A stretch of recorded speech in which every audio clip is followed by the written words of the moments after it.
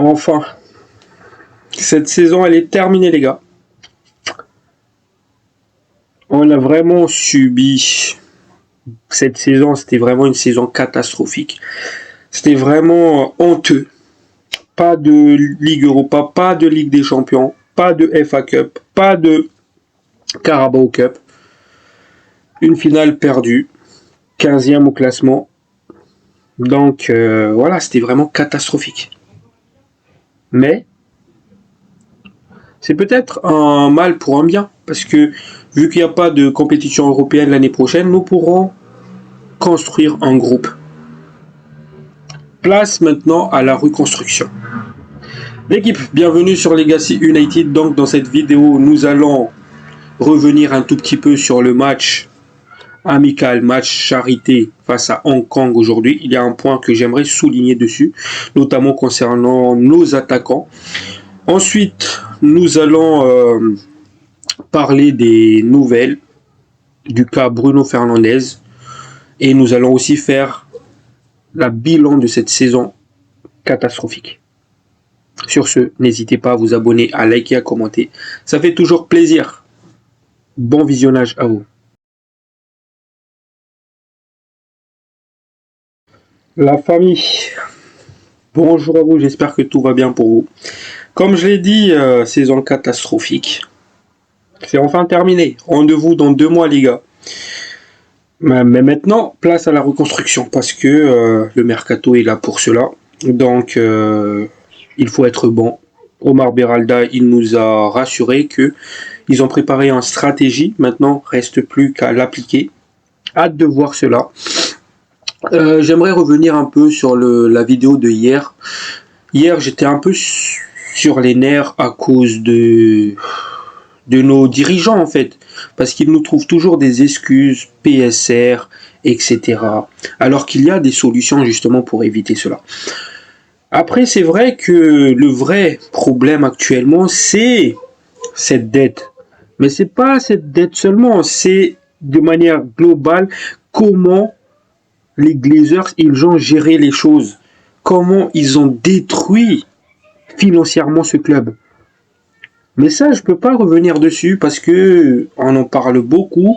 Moi, d'autres youtubeurs parlent beaucoup de ces dettes-là. Donc, à quoi ça sert de revenir? La solution pour l'éponger d'un coup, c'était que le Qatar rachète le club. Et justement, il y a des rumeurs qui disent que le Qatar observe la situation actuelle de Manchester United. Ils espèrent toujours racheter le club. Mais c'est Ineos qui est devenu le copropriétaire du club. Donc on savait que la dette n'allait pas être épongée. Mais c'est surtout, Manchester United n'est plus stable financièrement. Il y a beaucoup de dépenses, il y a beaucoup de pertes. Et c'est cela que Ineos aimerait corriger. C'est d'avoir une base financière solide à long terme. Et pour cela, ça passe par des décisions dures à accepter au moment présent, c'est-à-dire des plans de licenciement, etc. Mais c'est pour une stabilité financière du club à long terme.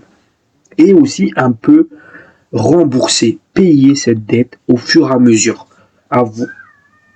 Faire partie des clubs les plus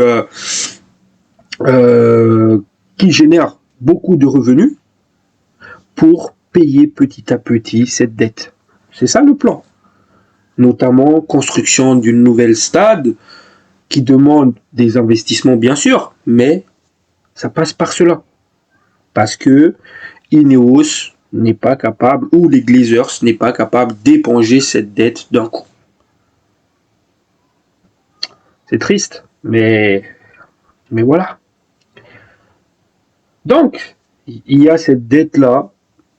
Il y a aussi le Covid-19 qui a empiré les choses. Et Manchester United n'arrête pas de perdre d'argent. Et c'est ces dépenses inutiles qu'il faut combler dans un premier temps. Donc en soi, le projet de Ineos, j'arrive à comprendre, je comprends ce qu'ils veulent mettre en place. Je comprends ce qu'ils veulent mettre en place. Et évidemment, ils ont raison. C'est que comment ça se fait que dans un moment difficile, dans un moment où tu perds de l'argent, t'embauches de nouvelles employés, tu trouves toujours un moyen de dépenser, alors que tu es déjà en perte.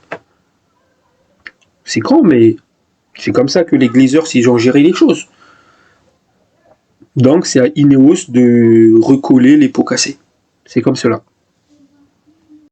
Donc, tout vient de là. Ça fait des effets de domino au final, parce que le PSR, ça je l'ai déjà expliqué hier, qu'il y a toujours un moyen de contourner cela. Ça passe par des ventes, un dégréchage de l'effectif, parce qu'il y a des joueurs qui nous servent à rien, des joueurs qui se blessent tout le temps, et on est là à les payer, à les surpayer dans les moments où on a besoin d'eux, ils ne répondent pas présents, et voilà, ça passe par là. On a besoin d'argent pour recruter, ça on le sait. Et le moyen de contourner cette PSR aussi, c'est de vendre des joueurs. Et notamment, ça je l'ai expliqué hier, vendre 2 joueurs formés par le club, ça représente un bénéfice net pour le PSR. Donc c'est important. Et ça, comme je l'ai dit, notamment, il y a 2 joueurs qui sont formés par le club qui est sur la liste de transfert. Marcus Rashford et Garnacho. Voilà. Donc, fin de la parenthèse sur ça. Donc, on va direct aborder ce match de Charité face à Hong Kong.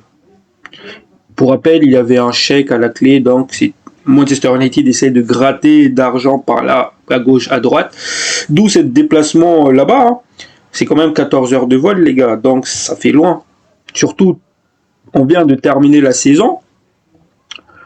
Et direct derrière, les joueurs, l'équipe vole pour l'Indonésie, il me semble, c'est ça. Hein. Et justement pour récupérer cette chèque-là. Mais évidemment, ils vont pas dire que c'est pour cette chèque. Hein. Ils sont là à dire que c'est pour rencontrer les fans. Mais je pense que c'est un plan qui était préparé en interne, justement.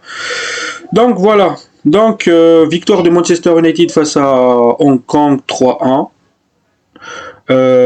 Donc je ne vais pas revenir dessus. C'était un premier mi-temps où Manchester United certes avait la domination, mais beaucoup de mauvaises décisions. Tu as des joueurs qui, à l'entrée de la surface, angle fermé, il y a un joueur devant lui, il tente une frappe, contrée, etc. Et surtout, c'est sur le cas de numéro 9 que j'aimerais revenir. Rasmus Højlund. Rasmus Højlund, aujourd'hui, les gars, il avait des occasions. Et c'est toujours la même schéma qui se répète. C'est-à-dire, le gars, il a la balle, au lieu de frapper en première intention, il cherche à contrôler, il ne sait même plus contrôler une balle. Et ça commence à m'énerver. Moi, clairement, Obishido, il a pris l'ascendant. Si on n'est pas capable de recruter un numéro 9, impossible de continuer avec Rasmus Højlund. Autant donner la clé à Obishido, à Hugill, parce que Hugill aussi, il a fait un très très bon prêt. Donc, autant donner la clé aux petits jeunes, parce qu'aujourd'hui, Obishido, 10 touches dans la surface adverse. En une mi-temps, il est rentré en deuxième mi-temps. 10 touches, 6 coups, 6 tirs, 3 cadrés, 2 buts. But de la gauche, frappe magnifique, il la met vraiment à ras du sol, sur le côté, mais surtout comment il s'est créé cette occasion-là. Contrôle enroulé pour se ramener vers sa gauche, après frappe croisée, but. Magnifique, magnifique. Deuxième but, magnifique service de Mount sur la tête de Obishido. Et Mount, il était énorme aussi, les gars. Mount, il était énorme. Donc, pour moi, Obishido, il a clairement pris l'ascendant. Donc, il est en confiance. C'est un joueur qui sait se créer des occasions. Parce que il s'est créé plus d'occasions que Rasmus Højlund. Et ça, je me répète, je le dis à plusieurs fois. À chaque fois que Obishido, il a eu des minutes cette saison, j'ai toujours insisté. C'est un joueur qui arrive à se créer des occasions. Mais, c'est un joueur qui a un problème de finition. Mais je pense que ça, c'est... Vu qu'il a marqué, ça va enchaîner. Donc, c'est la confiance. Tout va avec la confiance. C'est un jeune. Il faut être patient avec lui.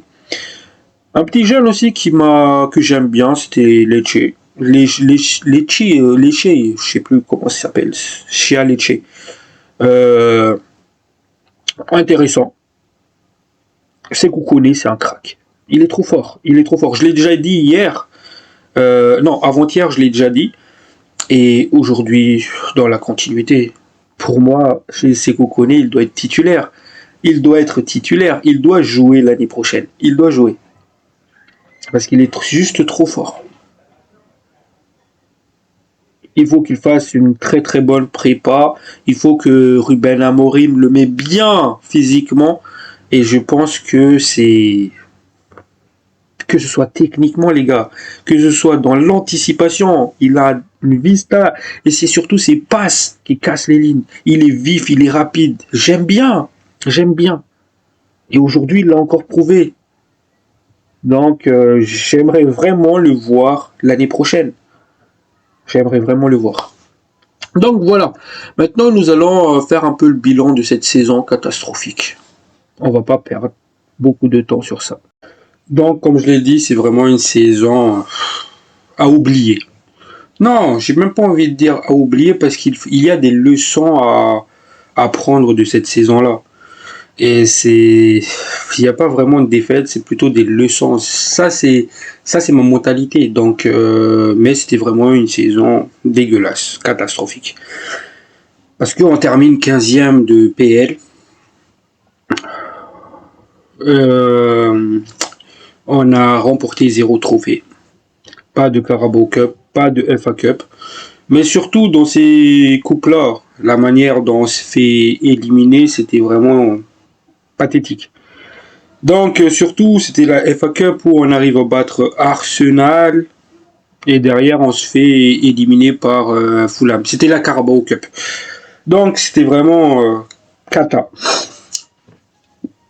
On a quand même vu un meilleur visage de Manchester United en Europe cette saison, où on était invaincu jusqu'en finale, et en finale, on a perdu.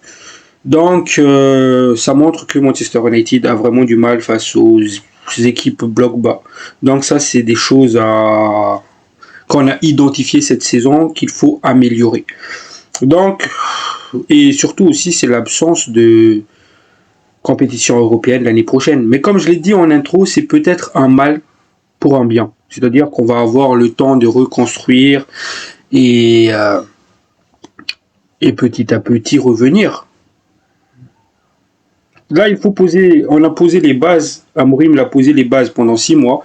Là, il faut un mercato digne de ce nom pour accompagner cela. L'année prochaine, on va avoir moins de matchs, donc quasiment une semaine entre 2 matchs. Ça veut dire qu'on peut vraiment préparer match après match. Donc voilà. Aussi, Manchester United n'avait pas de toute façon le niveau pour la Ligue des Champions. C'est juste qu'on se rajoute du stress en plus en fait si on joue la Ligue des Champions l'année prochaine. Parce qu'on n'a clairement pas le niveau. Donc autant ne pas être présent et mieux préparer pour la Première Ligue, pour se qualifier une prochaine fois en Ligue des Champions. Donc voilà, pour moi l'objectif l'année prochaine, c'est clair, c'est d'être dans le top 6, qui est significatif de place européenne aussi, que ce soit Europa League ou Ligue des Champions. Mais voilà, il y a des ambitieux qui vous verrez Manchester United gagner la PL dès la saison prochaine. Les gars, il y a beaucoup trop de chantiers à corriger. Il ne faut pas s'attendre à ce que l'année prochaine, on va direct être champion de Première Ligue. Ça, c'est... Évidemment, il y aura une faible, très faible probabilité que on arrive à remporter la Première Ligue l'année prochaine, mais il faut rester réaliste. La chance pour que ça arrive, elle est vraiment très très faible. Donc voilà, il faut se concentrer, viser les top 6 pour se qualifier en Europe. Ça, c'est l'objectif. Et donc, on va revenir sur ça. La meilleure joueur de la saison, selon moi, Bruno Fernandes.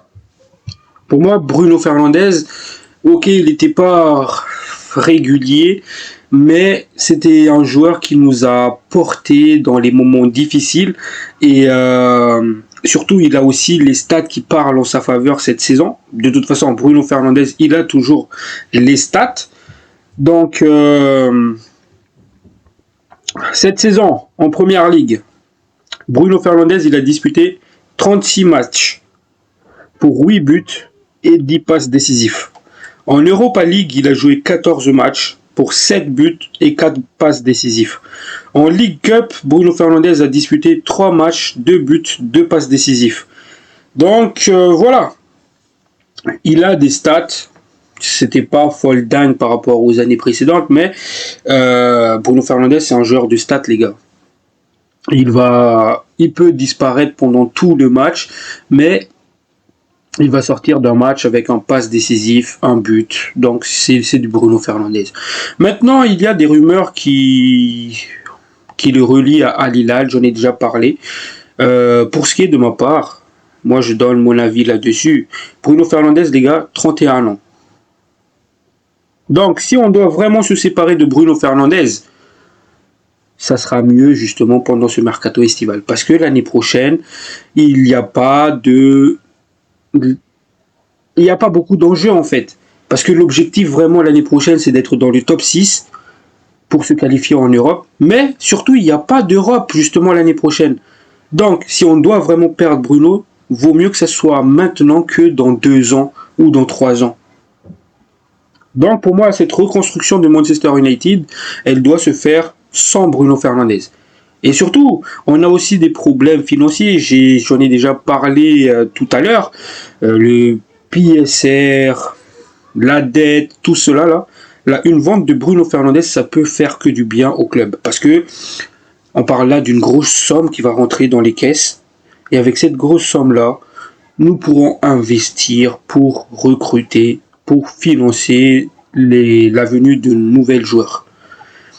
Et surtout, Bruno Fernandes, pour moi, c'est pas le joueur idéal pour jouer dans le double pivot. Parce que pourquoi je ne verrais pas un Bruno Fernandes en 10? La raison, elle est simple. C'est parce que on a Cunha, on a Amad Diallo, mais surtout Manchester United aimerait avoir Cunha Bemo.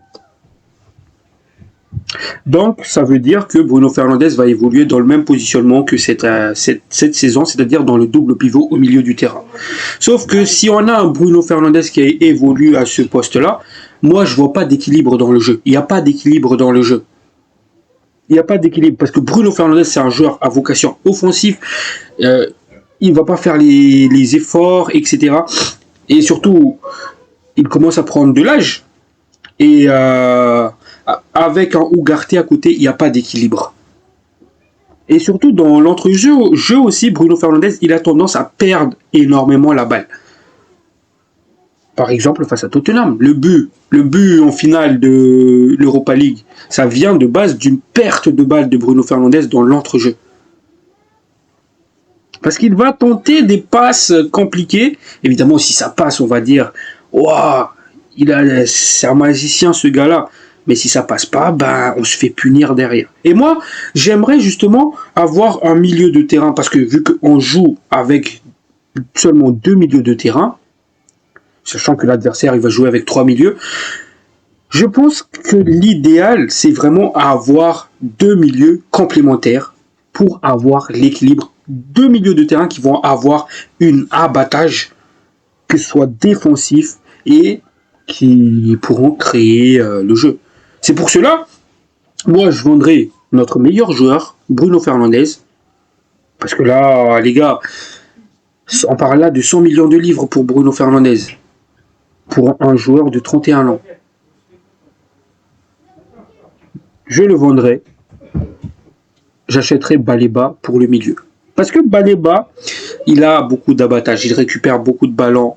Il est technique, il sait faire les passes. En fait, on peut dire que Baleba, c'est le niveau amélioré de Sékou Koné.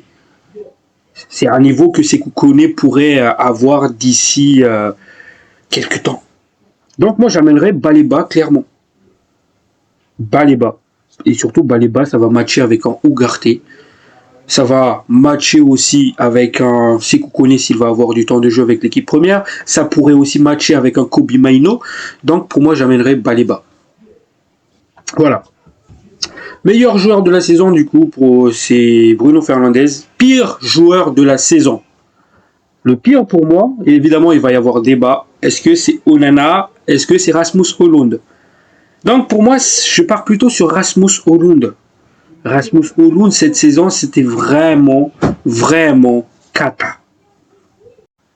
Rasmus Højlund. Donc, on va revenir sur les stats de Rasmus. En première ligue, 32 matchs, 4 buts, 0 passe décisif. Pour un avant-centre, un numéro 9 qui a eu beaucoup de temps de jeu, je trouve ça très très peu. Très très peu, désolé. En Ligue Europa, il était un poil meilleur parce qu'en 15 matchs, 6 buts, 2 passes décisifs. Donc pour moi, Rasmus Højlund, c'était vraiment le pire joueur cette saison parce que au-delà des stats, c'est un joueur qui est en perte de confiance. Il nous a montré quelques promesses à son arrivée. On s'est dit que c'est un bon joueur à développer. Il avait les qualités, il était rapide à son arrivée. Hein.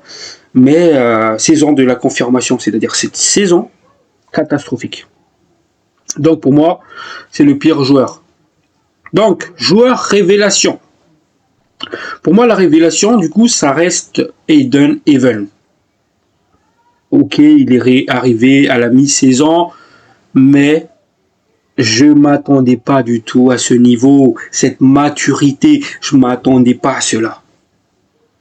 Donc, Aiden Even, révélation de la saison. Joueur déception, pour moi, par contre, ça sera Onana. Onana. J'en peux plus de Onana. Parce qu'il fait des arrêts peu académiques. Il relâche la balle dans l'axe au lieu de l'envoyer sur le côté. Il répète les mêmes erreurs, notamment ce but match aller face à Lyon, ce coup franc de Almada, ça j'oublie pas. C'était identique au coup franc de JH en Ligue des Champions l'année dernière. Donc, pour moi, c'est vraiment une déception Onana. Par moment, on voit un très bon Onana. Match d'après, il retourne de ses travers, il retombe dans ses travers, donc voilà. Le meilleur match, le match qui m'a vraiment marqué par le niveau de jeu de Manchester United, justement, c'était ce match face à Aston Villa. C'est le dernier match de la saison. C'était le meilleur match de Manchester United. Parce qu'ils ont tout mis l'ingrédient. Évidemment, ça se battait avec le match face à Arsenal aussi, les gars. Parce que le match face à Arsenal, on a vu de la solidarité, on a vu des duels gagnés, et c'était vraiment très très fort. Mais, pour moi, le match d'Aston Villa, il y avait tout en fait. C'est ce genre de niveau que j'aimerais voir à Manchester United.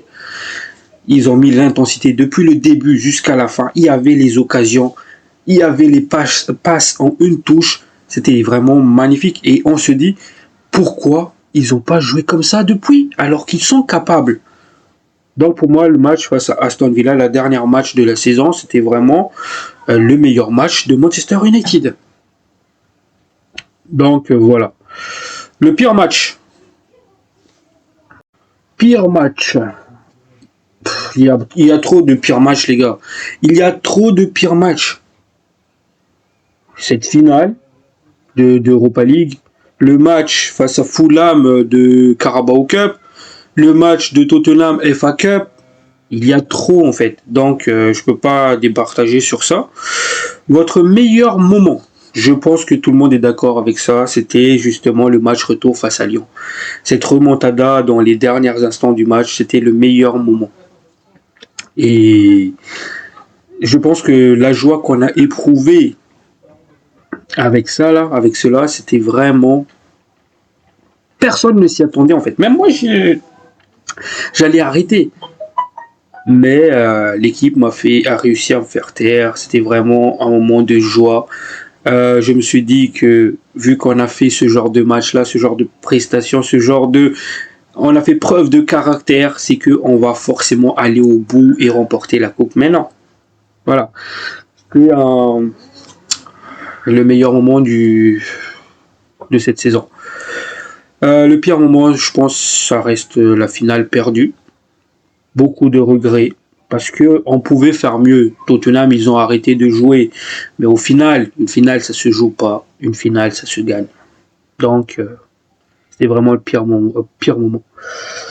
Recrue de la saison. Alors là, pour moi, recrue de la saison, ça reste Mazraoui. Mazraoui avec 0 débat. Non seulement première moitié de saison où il a joué en tant que latéral, c'était du haut niveau. Et surtout par rapport qualité-prix, Pour une fois, c'est pas Manchester United qui s'est fait pigeonner. Pour une fois, on a pigeonné quelqu'un d'autre. Donc Mazraoui, première partie de saison en tant que latéral, c'était vraiment du grand art. Deuxième partie de saison, repositionné en DC. Il a fait beaucoup de récupération, il a arrêté beaucoup d'occasions. Évidemment, il y a quelques matchs où il a pris l'eau, mais c'est la recrue de la saison. Il était vraiment énorme. À côté, évidemment, De Ligt aussi. De Ligt aussi, c'était fort cette saison. De Ligt, c'était fort. Et Yoro aussi. Deuxième partie de la saison, Yoro, il était vraiment très très fort. Mais voilà, dans la continuité, pour moi, ça reste Mazraoui. Du début de la saison jusqu'à la fin, Mazraoui, il était énorme. Voilà. Voilà. Maintenant, on va revenir sur le cas Bruno Fernandes. Donc, le cas Bruno Fernandes. Donc, son agent, il était en Arabie Saoudite, à Al Hilal. Il a négocié avec le club, ils ont trouvé un accord et maintenant, ils ont proposé justement, ils ont expliqué le truc à Bruno Fernandes. Donc, Al Hilal a donné encore une semaine à Bruno Fernandes pour prendre sa décision. Sachant que normalement Bruno Fernandes il devait parler aujourd'hui et expliquer cette situation-là. Mais je pense qu'il va attendre son retour à Manchester, discuter avec son agent, discuter avec le club et je pense qu'on va avoir une réponse définitive de Bruno. Mais là on sait une chose, c'est que Al Hilal est prêt à payer un montant exorbitant pour Bruno Fernandes. Ils sont prêts à égaler la demande de Manchester United. La décision appartient désormais à Bruno Fernandes et au club. Donc, encore une fois, évidemment, Manchester United a besoin d'argent. Et comme je l'ai dit, ça peut passer par la vente de Bruno Fernandes. Et pour ce qui est de ma part, les gars, je pense vraiment que Bruno Fernandes, il va partir. Parce que si je vais revenir au discours de Ruben Amorim aujourd'hui après le match, déjà, il y a des doutes. Ruben, il revient sur Bruno, il dit « J'ai le sentiment que Bruno veut rester. Il refuse beaucoup de choses. » Après, il ajoute « Le club peut trouver d'autres moyens de gagner de l'argent. » Donc, est-ce que le club, là déjà, on a un indice comme quoi le club, il explore la piste Bruno Fernandes pour gagner de l'argent. Et quand on voit que Al Hilal il est sérieux à ce sujet-là, c'est que je pense que Manchester va pas brader cela. Donc, et surtout aussi si je reviens à ça, parce que Lenny Yoro il a posté un post sur Instagram comme quoi il était déçu de la finale et qu'ils vont grosso modo revenir en force. Et justement sur ça, Bruno Fernandes il a répondu à Lenny Yoro. Ce n'est que le début de quelque chose pour votre avenir. Votre avenir. C'est ce qu'il dit Bruno. Pour votre avenir. Ce n'est que le début de quelque chose pour votre avenir. Pourquoi il n'a pas utilisé le terme notre avenir? Pourquoi il a utilisé votre avenir? Donc je pense qu'il y a des indices laissés à gauche, à droite. Et surtout, pourquoi Bruno prend énormément de temps pour prendre cette décision? Parce que s'il était sûr, s'il voulait continuer l'aventure avec Manchester United, il aurait dû prendre la parole, dire clairement ce qu'il veut. Moi, je veux rester à Manchester United. Comme cela, comme ça, Al Hilal, ils arrêtent et que voilà.